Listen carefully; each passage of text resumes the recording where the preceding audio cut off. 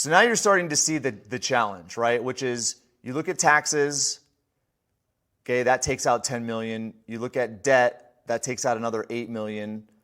Obviously you have lifestyle, which is one of the reasons we work, okay, and produce. And then we set aside money right at the end. So the DIY side is really replacing what the financial services industry tells you to do with this situation, which isn't doing anything with taxes. It isn't doing anything with debt. It isn't doing anything with lifestyle. It's essentially trying to get a higher rate of return here. Okay, so they say, well, the S&P 500 over the last 40 years has done blah, blah, blah, blah. We'll just say it's 10%. So that becomes their solution.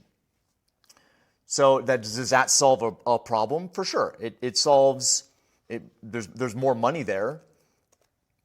Okay, so you go from $1.3 million to $6.7 million.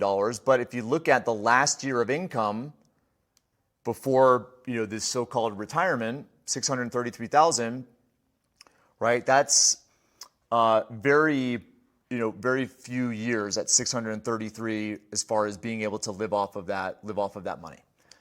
All right, so the point I'm trying to make is this is the typical scenario that people find themselves in. And so trying to earn higher rates of return, although it's a vital part of a wealth strategy, and I feel that there are a lot of people that have kind of gone away from the traditional 401k, invest in mutual funds, be diversified, and they've actually done decent.